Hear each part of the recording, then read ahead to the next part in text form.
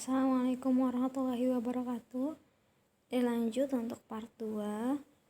Bagaimana jika bendanya berbentuk dua dimensi yang memiliki panjang dan lebar? Tentukan letak titik berat bangunan berikut terhadap alasnya. Terhadap alasnya berarti hanya dicari yang sumbu Y. Karena bangun seperti ini sudah jelas bahwa sumbu X-nya atas dan bawah sama, yaitu setengah dari panjang bangunannya. Setengah dari 45 cm. Baik, untuk soal seperti ini bagaimana cara menyelesaikannya? Diketahui bagi bangunan menjadi dua. Jadi karena ada atas sama bawah, kita terhadap sumbu Y bagi dua, bagian bawah dan segitiga sama kaki di bagian atas. Jadi yang bagian bawah bidang 1 persegi, luasnya A1 sama dengan 90 kali 90 sama dengan 8100 cm pangkat 2. Y1 sama dengan tingginya si persegi 90 dibagi 2, 45. Lalu segitiga panjang luasnya setengah alas kali tinggi, setengah kali 90 kali 90 sama dengan 4050. Dan Y-nya karena berbentuk segitiga, maka rumusnya sepertiga kali tingginya, lalu ditambah tinggi dari bawah sampai segitiga itu, berarti sepertiga kali 90 ditambah 90 sama dengan 120. Ditanya Y0, dijawab Y0 sama dengan A1 Y1 ditambah A2 Y2 per A1 tambah A2 sama dengan 8100 dikali 45 ditambah 4050 dikali 120 per 8100 ditambah 4050, hasilnya 70 cm. Untuk benda dengan titik berat berbentuk volume seperti gambar sebuah tabung pejal disambung dengan kerucut. Jadi ada tabung pejal dan ada kerucut seperti pada gambar. Tentukan letak titik berat bangun tersebut terhadap garis AB. AB garisnya di kiri, berarti kita cari terhadap sumbu X. Tapi di sini karena dia memanjangnya ke sumbu X juga, berarti tidak bisa langsung setengahnya. Kita lihat yang tabung, yang bagian biru. Bangun satu tabung pejal, rumus V-nya VR kuadrat kali T sama dengan P-nya, biarkan P, R-nya jari-jari, arti jari-jari dia berapa? 5 cm ya, 5 pangkat 2 kali T tingginya 12, arti di sini R-nya juga dibiarkan ya, jadi 12 PR kuadrat, dan X bangunan 1 jelas setengah dibagi 12 dibagi 2 atau setengah kali 12 6. Bangun 2 kerucut pejal, rumus volumenya sepertiga PR kuadrat kali T. Biarkan Pi dan R kuadrat, T-nya 12 dibagi 3 berarti 4 PR kuadrat.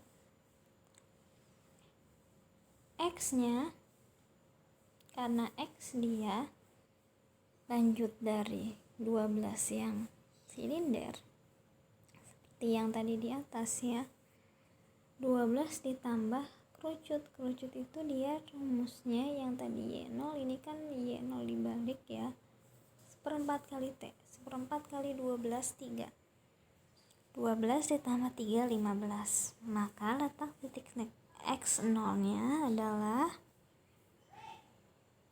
X0 sama dengan V1 X1 ditambah V2 X2 per V1 tambah V2.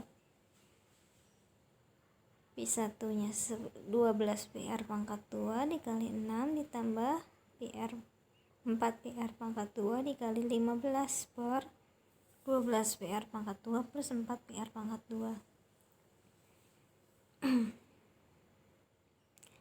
Kita hasilkan di sini, berarti PR pangkat 2 atas dan bawah bisa dicoret. 12 kali 6 72.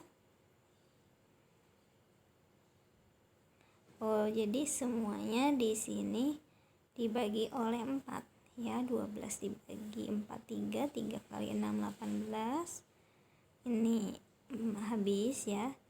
Sisa 15. 12 dibagi 4 3 di sini, dan di sini 4 dibagi 4 1. Jadi hasilnya 33/4 cm. Ini cara cepatnya. Kalian boleh coba pakai yang panjang dikaliin.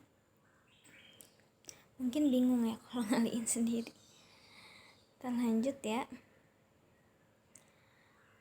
Di sini ada 3 gambar. Jadi ada 3 jenis keseimbangan benda tegar, yaitu stabil, labil, dan netral. Jadi kalau stabil itu mau didorong-dorong ya udah stabil aja. Di sini contohnya benda kotak ya. Ada gaya luar ya udah dia bakal tetap situ, kedorong-dorong bentuknya tetap kayak gitu. Kalau yang B labil, mudah goyah, kalau didorong-dorong langsung berubah bentuknya. Kalau netral dia sebenarnya kalau didorong-dorong bergerak, tapi kelihatannya posisinya sama aja kayak gitu. Nah, itu dia netral. Lanjut ya. Nah, di sini udah mau membicarakan tentang torsi digabung sama titik berat. Untuk part ini satu contoh dulu ya. Contoh 6.13. Batang AC bermasa 40 kg dan panjangnya 3 meter.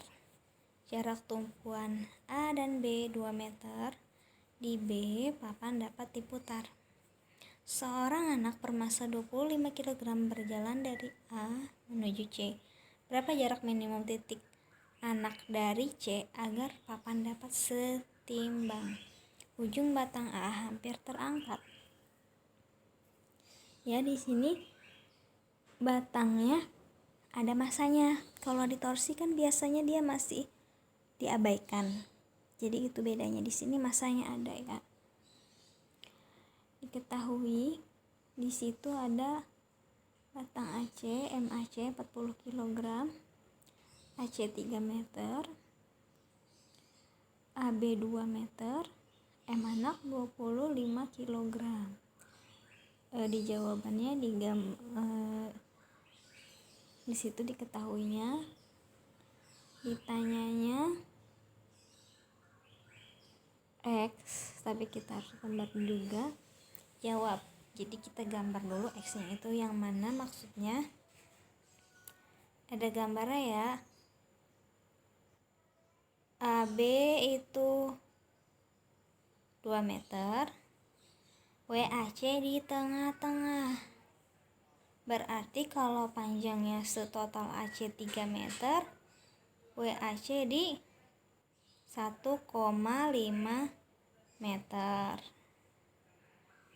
Tadi AB 2 meter, berarti sisa dari WAC ke B itu 2 dikurang 1,5, 0,5 meter. Lalu anak ada di antara B dan C. Kita misalkan, berarti kan sisa B ke C itu 1 meter. Kita misalkan si X itu jarak minimum anak ke titik C, berarti itu yang dicari, itu yang X. Berarti sisanya anak ke B itu 1 dikurang X. Angka 1 muncul dari pengurangan panjang total 3 dikurang panjang AB 2. 1 ya. Setelah selesai semua, baru seperti mengerjakan torsi kemarin ya, dijawab sigma torsi sama dengan 0. Awalnya berarti torsi itu kan ya gaya dikali jarak. Yang ada gaya hanya 2. Gaya WAC sama W anak. Kalau cara kemarin ada positif negatif, kita lihat W ke bawah ke anak positif, WAC ke B negatif. Yang satu positif, yang satu negatif. Tapi karena sama dengan 0, pindah ruas seperti yang tertulis di sini. WAC kali jarak dia terhadap titik B. Kenapa titik B? Karena kalau titik A terangkat, C terjungkal ke bawah, maka titik B yang diam, yang sebagai poros. Baik, dilanjutkan. Dikal sama dengan W anak dikali 1 min X. Ya, nanti kita carinya X-nya. Lalu dihitung WAC 400 Newton, jelas ya, berarti massa AC, massa batang dikali gravitasi 40 kali 10, 400 dikali 0,5 sama dengan 250 Newton, sama ini 25 kg dikali 10 dalam kurung 1 min X. Diselesaikan 400 kali 0,5 200 sama dengan dikali silang 250 dikurang 250 X. Pindah ruas, 250 X sama dengan 250 dikurang 200, jadi 250 X sama dengan 50, dan X sama dengan 50 per 250 sama dengan 0,2 meter. Saya cukupkan untuk part ini. Assalamualaikum warahmatullahi wabarakatuh.